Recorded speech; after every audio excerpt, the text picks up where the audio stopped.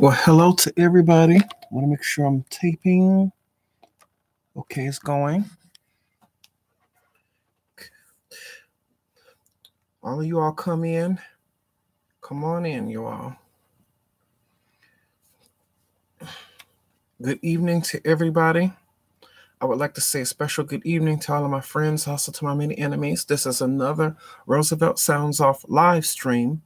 And on tonight, when you're watching this and, for mornings, afternoons, whenever anybody else is happening to be watching the replay of this, I was trying to share it with my Facebook page or something, but for some reason it's not letting me quite do it on the computer or laptop and everything here. But, I'll save the replay on the Facebook page for later on. But I was hoping some of my Facebook friends will come on in here and would watch.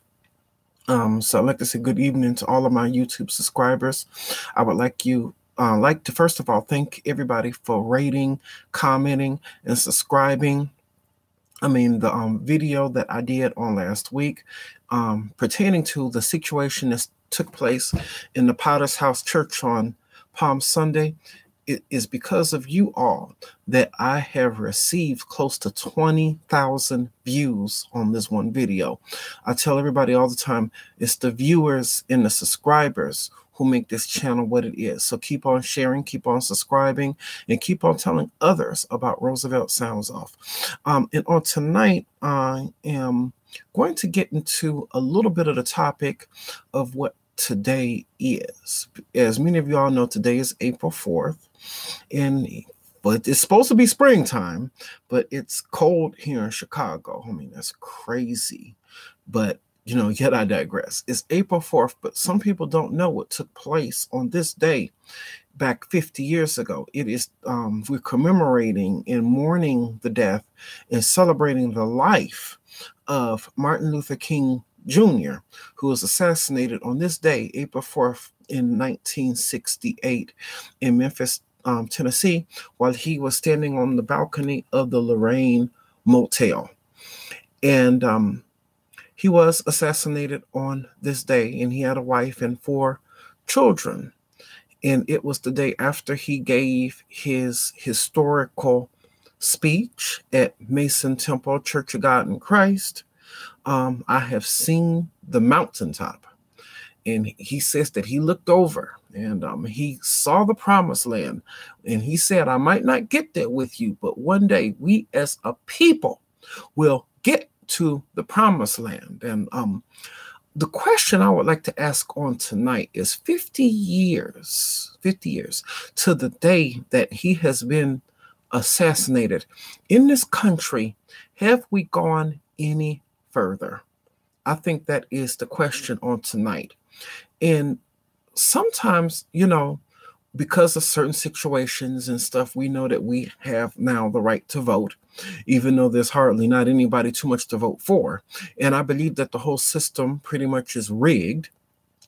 And I believe that politicians, they're selected and not just elected. But either or, whichever way you want to dice it up or whichever way you want to cut it, yes, we do have the right to vote. And certain laws have changed. But I feel that certain feelings in this country have not changed, all because of, the hatred and the sin that's down in the heart of man. We still have problems with white supremacy. We still have problems with not being equal in this society. We still have the problem of racism. We still have the problem of classism in this country. So no, those problems have not changed. We still even have a problem with police brutality, because even after Mike Brown, even after Sandra Bland, even after Trayvon Martin, if we're still continuing on to go through these kind of things with police killings. Look at what happened to the Stephon Clark, who was murdered by Sacramento police a couple of weeks ago. You would think 50 years later in this country that because of what Martin Luther King did, that things would change, but they haven't, because sin and racism is still in the heart of man. And I think that's the main reason why we have a president of Donald Trump, is because sin and hatred is in the heart of mankind, where white people got together and helped to elect Donald Trump. And more white people are feeling more emboldened to even use the N word, all because, I've heard some white people even say it. Oh man, Trump is in office. Oh man, we couldn't use the N word and everything before, but oh man, we could finally say it now, because it's the level of sin and hatred that's in people's hearts. And then, often me and then you find other YouTubers who, sometimes get accused of saying certain things, and and this is by other Black people now, saying things like, well, certain things that you all say, sometimes you all divide the races, you all or whatever, or some of you all are preaching separation, some of you all on YouTube are preaching, racism, but yet they're talking about other Black people. But I tell everybody all the time that when it comes down to racism, that Black people did not begin this fight. This was something, the system of racism in this country was not started by Black people in this country.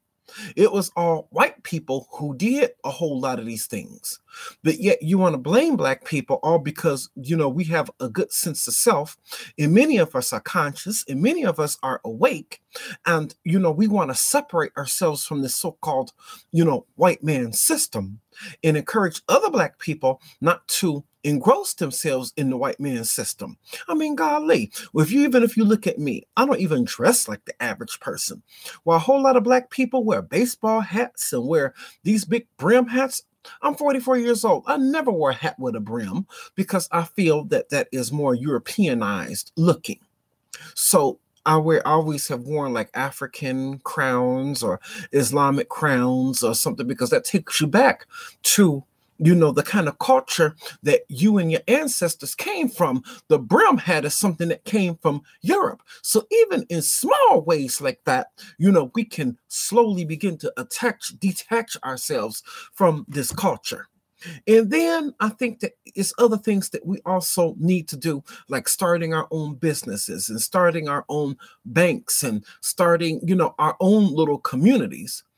And then, and I tell some people, who always accuse me and others about, separating or, the racists and all of this other kind of stuff, that, we didn't start this situation or whatever.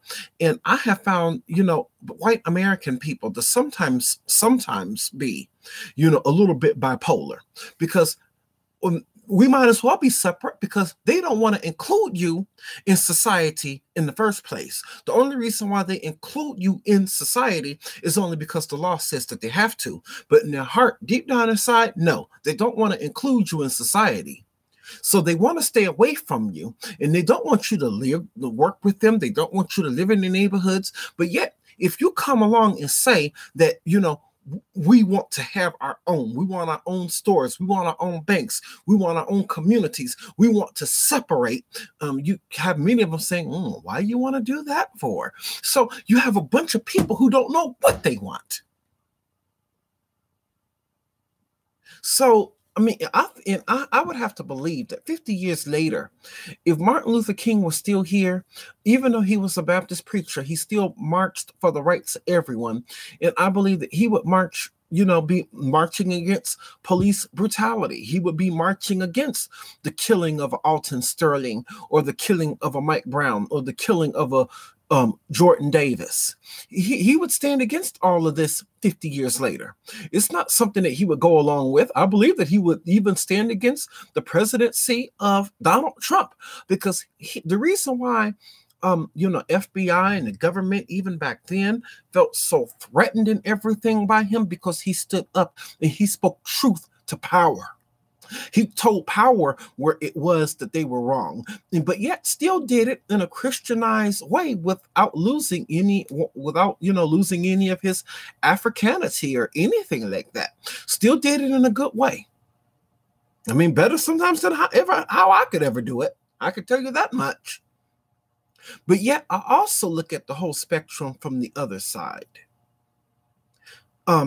He would be against the black on black crime. He would be against black males shooting each other. He would be against the gangs and the drugs and the smoking weed and, people selling this poison of drugs in their community. He would be against how black people sometimes, whenever they get a level of a good job or a level of social status, how they look down on other black people. This is what I hate about black police officers, because, I call the police uniform, as far as black police officers go, the how did I word it? Or how did I hear it worded all at one time? They put on that uniform and it's almost like a leave this nigga alone type of uniform. That many black officers, want to go along with the white system and want to pretend like they're white or something else just because they work in the system. And very few black officers will help you if you get into a jam, even if the white partner just bashed you across the head, bust your head wide open. It's a whole lot of black officers who is going to go along with it because they're a part of the system. It's the system of the justice system, or just American social order, that is completely wrong. I mean, just like many black people, could go to school and could work hard, and yet they can move out of the hood, and yet they can go and buy a home someplace, but they very seldom go and help anybody else to come along behind them. It's almost like they're just responsible for themselves and no more. And I think that Martin Luther King would be against that, because basically he taught that, you're supposed to, of course, empower yourself. But after you empower yourself, go back and go and get and bring along someone else. And that is just something sometimes as a black community that we do not do. We get up and everything, and, we start driving around in $60,000 and $70,000 cars and living in big houses, but we very seldom go and get somebody else to bring someone else up. If anything, we have the more crabs in the barrel mentality. We get up and everything, we try to keep everybody else down. So I think that he would be against this kind of behavior. But 50 years later, you would see that this kind of behavior still continues. So have we gotten any further because of the life and legacy of Martin Luther King? I would almost have to say in some ways, maybe so, or some ways, yes. But in a whole lot of ways, since the American social order is still in the place, we still don't have fair wages. I mean, we still don't have a fair justice system, because we live in this country where if a black person and a white person could go on trial and be found guilty of the same crime, and the white person could get a slap on the wrist, even get probation or maybe 1 or 2 years in jail, but yet they would want to give the black person 20, 25 years. And we still don't have equal housing. We still don't have an equal say in this country. So I would have to say in those ways, no. So, I mean, he did the best that he could with what he had at that time. And he and others, whether it's the Honorable Elijah Muhammad, whether it's Malcolm X, whether it's Medgar Evers, all of these people did great things in their time. But, their time is gone. Our time is now. So with that, I would like to ask you, and I always ask myself this question because I always begin with myself. What are we doing to make the world a better place? What are we doing to make this country a better place? Are we reaching back? Are we teaching each other what we should be, taught? Each one teach one. This way we all become stronger and get knowledge. You know what I'm saying?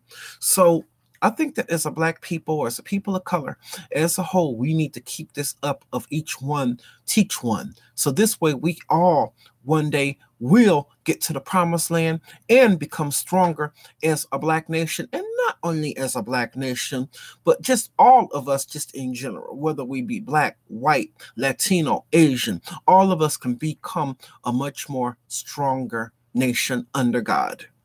And with that, I'm going to leave it right there. But I am about to give you all, see if anybody is watching me. So far, I don't see anybody watching me. But I'm going to give you all a little bit of a brief program note as to what might take place here on Roosevelt Sounds Off tomorrow. Tomorrow. All roads are going to lead to my channel, Roosevelt Sounds Off, because I have on a special guest, possibly tomorrow. We talked earlier, this week. Her name is Valerie Rivera, and she is going to be coming on the show through telephone from all the way from California, talking about the death of her son at the hands of Los Angeles Police Department about a year ago. This is an exclusive interview. This is something that you don't want to miss. And we know a whole lot of like police shootings made the news, but this is one police killing that did not make the news. And the name of her son is not readily out there the way that it should be. So we're here to, publicize it and talk about the death of her son, as well as how the Los Angeles Police Department harassed her and her sons on Saturday when they were just trying to light candles to his memory. She's going to be coming on tomorrow night on Roosevelt Sounds Off via telephone. And if anybody want to catch this on live stream, be sure to subscribe to this channel. This way you get any notifications whenever I happen to put up a new video, number one. And when I happen to go live, number two, you'll automatically be notified. And anybody who wants to tune into Roosevelt Sounds Off on tomorrow night, the live stream, I think we're going to try to get started somewhere in the 10 o'clock hour. And that's going to be in the 10 o'clock hour Central Time here in Chicago. And for Central and for Pacific, that is going to be in the 8 o'clock hour. And for Eastern Standard Time, that will be in the 11 o'clock hour. So I'm urging everybody to subscribe. Tell somebody about Roosevelt Sounds Off. Like, share, leave a comment. I would greatly appreciate it. And if all goes well according to schedule, hopefully, I will see everybody on tomorrow night. So I'm about to end this stream, and I will talk to everybody later. Peace and blessings to all. Catch everybody on the next video, possibly tomorrow. Don't forget it. Roosevelt Sounds Off in the 10 o'clock hour. Would love to see all of you all there. Peace.